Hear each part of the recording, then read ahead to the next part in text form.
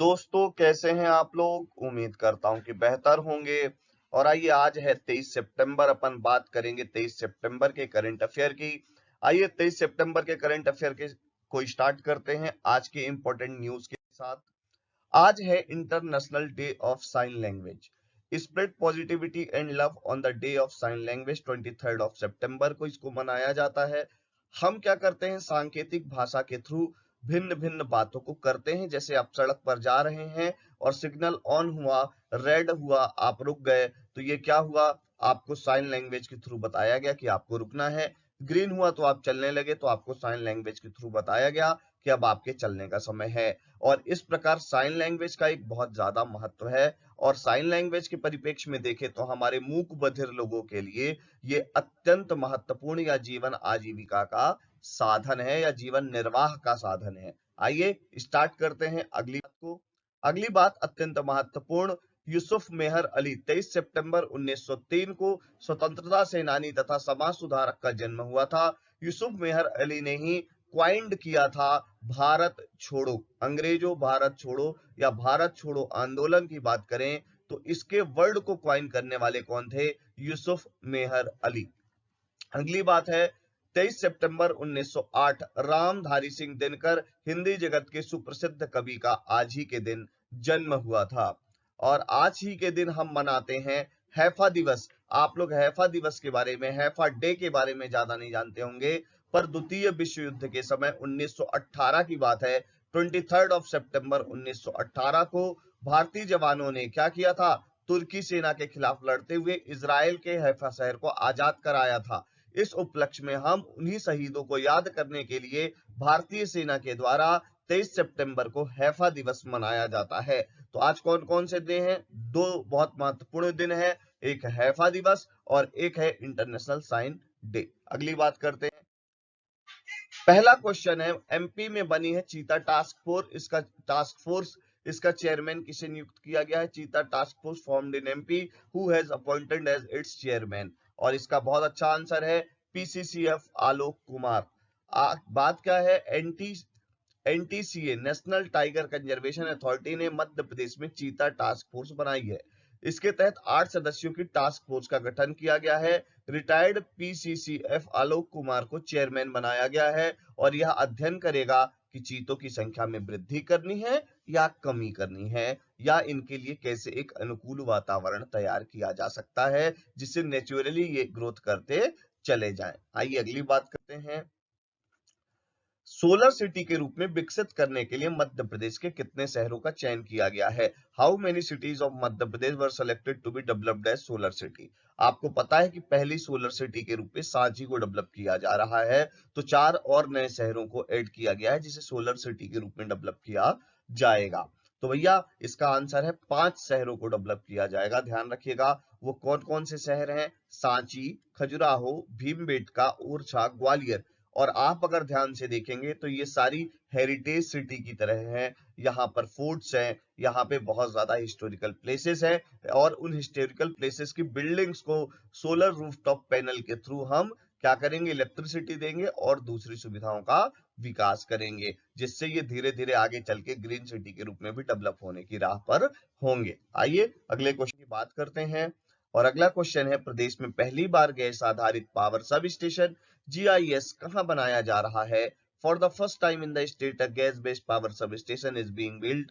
तो ध्यान रखिएगा कहां पे बनाया जा रहा है, ये बहुत इंपॉर्टेंट क्वेश्चन है। और इंदौर में बनाया जा रहा है, जिसका लाभ इंदौर मेट्रो को भी मिलेगा।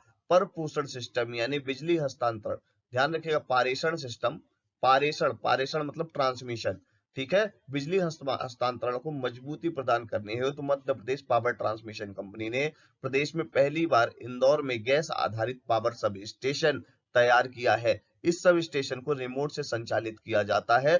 आप मुझे कमेंट बॉक्स में बताइए कि गैस बेस्ड पावर प्लांट कहां स्टेब्लिश किया गया है, मध्य प्रदेश का पहला, आपको कमेंट बॉक्स के अंदर बताना है।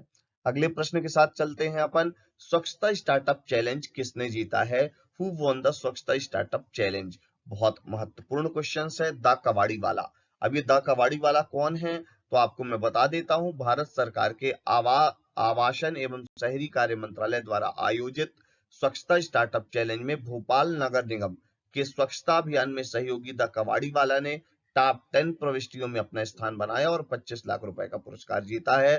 तो स्टार्टअप चैलेंज जीतने वाले कौन है? द कबाड़ीवाला। और आपको ये पता होना चाहिए भारतीय नगर निगम के मध्य भोपाल के नगर निगम के स्वच्छता अभियान में सहयोगी है द कबाड़ीवाला। क्लियर? आइए अगली बात करते हैं अगले प्रश्न के साथ। 23 सितंबर को कहां मनाया जाएगा एमपी डे? ये बहुत इंपॉर्टेंट क्वेश्चन है। Where will manage MP day to be celebrated on 23 सितंबर? अब भैया ये आपको पता होना चाहिए पेरिस में। कहा? पेरिस में हम मना रहे हैं। वैसे तो हमारा मध्य प्रदेश दिवस 1 नवंबर को आता है, पर हम डिफरेंट जगह अपने एमपी को प्रमोट करने के लिए प्रोग्राम चला रहे हैं। तो टूरिज्म बोर्ड द्वारा भारतीय दूतावास पेरिस के सहयोग से 23 सितंबर को मध्य प्रदेश दिवस मनाया जाएगा। इसमें पर्यटक गंतव्य और रुचि स्थानों पर ऑडियो विजुअल प्रेजेंटेशन शामिल है। बोर्ड एक रोड शो आयोजित करेगा जिसके बाद एक सांस्कृतिक कार्यक्रम होगा। अब इसके माध्यम से सर इसका लाभ क्या होगा? टूरिज्म सेक्टर को इनहेंस करने के लिए हमारे यहाँ बहुत ज्यादा आवश्यकता है, बहुत ज्यादा अपॉर्चुनिटीज हैं, दोनों चीजें हैं। संभावनाएं भी बहुत ज्यादा हैं और आवश्यकता भी बहुत ज्यादा है। तो ध्यान रखिएगा पेरिस के अंदर इसका आयोजन किया गया है। ये रिपीट हो गया है। अगले क्वेश्चन की तरफ बढ़ते हैं। कश्मीर का पहला मल्टीप्लेक्स किस क्षेत्र में खोला गया है? इंपॉर्टेंट क्वेश्चन है। Kashmir first multiplex has been opened in which area? तो श्रीनगर। श्रीनगर में पहला मल्टीप्लेक्स खुलने जा रहा है। कश्मीर का पहला मल्टीप्लेक्स होगा। इसके साथ ही करीब 30 साल बाद कश्मीर के लोग एक बार फिर सिनेमा घर में फिल्म देख पाएंगे। मतलब अभी 30 साल तक वहां पर फिल्म देखने में सिनेमा घर के अंदर बैन था, और ये हमारे भारत के लिए ही शर्म की बात है। अगली बात करते हैं। वर्तमान में कौन सा देश Asia Pacific institute of broadcasting development का अध्यक्ष है? Which country is currently the chairman of Asia Pacific institute of broadcasting development AIBD? और इसका अध्यक्ष कौन है? भारत। आपको ध्यान होना चाहिए प्रतिष्ठित एशियाई प्रशांत इंस्टीट्यूट ऑफ ब्रॉडकास्टिंग डेवलपमेंट की भारत की अध्यक्षता को एक और वर्ष के लिए बढ़ा दिया गया है। AIBD सदस्य देशों द्वारा नई दिल्ली में आयोजित 2 दिवसीय आम सम्मेलन में तय किया गया कि वर्तमान में प्रसार भारती के CEO और दूरदर्शन के महानिदेशक मयंक कुमार अग्रवाल AIBD के अध्यक्ष होंगे। तो who is the president of AIBD? तो ध्यान रखिएगा, या चेयरमैन ऑफ AIBD, तो ध्यान रखिएगा मयंक कुमार अग्रवाल। आइए अगली बात करते हैं। राष्ट्रीय ऊर्जा अग्रणी पुरस्कार 2021 से किसे सम्मानित किया गया है? Who has been honoured with the national energy leading award? Clear? आपको पता होना चाहिए। राष्ट्रीय इस्पात निगम लिमिटेड RINL राष्ट्रीय स्तर पर लगातार छठी बार उत्कृष्ट ऊर्जा कुशल इकाई पुरस्कार राष्ट्रीय इस्पात निगम लिमिटेड को भारतीय उद्योग परिसंघ गोदरेज ग्रीन्स बिजनेस सेंटर द्वारा लगातार चौथी बार राष्ट्रीय ऊर्जा अग्रणी पुरस्कार और 2017 से लगातार छठी बार उत्कृष्ट ऊर्जा कुशल इकाई पुरस्कार से सम्मानित किया गया है। लगातार एनर्जी ट्रांसमिशन और प्रिजर्वेशन दोनों के क्षेत्र में बहुत अच्छा काम कर रहे हैं राष्ट्रीय इस्पात निगम RINL। क्लियर? अगली बात करते हैं। अगला प्रश्न है WTA चैंपियन चेन्नई ओपन 2022 का एकल खिताब किसने जीता? WTA Chennai open 22 singles title who has won? तो ध्यान रखिएगा लिंडा फुरहविर्तोवा इन्होंने जीता है। चेक गणराज्य की किशोरी लिंडा फुहविर्तोवा ने रविवार को यह Chennai open WTA 250 tennis tournament महिलाओं के एकल फाइनल में तीसरी वरीयता प्राप्त मैग्दा लिनेट को हराकर ये जीता है। अगली बात करते हैं, अगले क्वेश्चन के साथ जाते हैं। वॉलेरी पालकोव का हाल ही में निधन हो गया, ये कौन थे? और ये ध्यान रखिएगा ये अंतरिक्ष यात्री थे। इनके साथ अच्छी बात क्या थी? सबसे ज्यादा समय तक अंतरिक्ष में रहने वाले व्यक्तित्व थे। कौन? वॉलेरी पालकोव। ध्यान रखिएगा। अगली बात क्या है? उत्तर प्रदेश और किस राज्य के बीच भारत की सबसे लंबी नदी क्रूज सेवा शुरू की जाएगी? India's longest rivers cruise service is will be started between Uttar Pradesh and which state? बहुत इंपॉर्टेंट क्वेश्चन है, इसको स्टार लगा लीजिएगा कहीं पर। इसके बारे में आपको पता होना चाहिए। बनारस और असम के बोगीबिल के बीच में ध्यान रखिएगा इंडिया की सबसे लॉन्गेस्ट सर्विस क्या हो जाएगी? चलाई जाएगी। देश की सबसे लंबी नदी क्रूज सेवा उत्तर प्रदेश और बनारस के बोगीबिल के बीच अगले साल से शुरू होगी। यह क्रूज सेवा 4000 किलोमीटर से भी लंबा सफर तय करेगी। गंगा भारत बांग्लादेश प्रोटोकॉल मार्ग एवं ब्रह्मपुत्र नदियों से होकर ये गुजरेगी। आपको पता है कि हमारा जो सबसे बड़ा क्या है? अंतरराज्यीय रेल मार्ग वाटरवे, इंटरनल वाटरवे, उसमें भी सबसे बड़ा कौन सा है? तो बनारस से हमारा असम तक का है। क्लियर? आइए अगले क्वेश्चन की तरफ मूव करते हैं।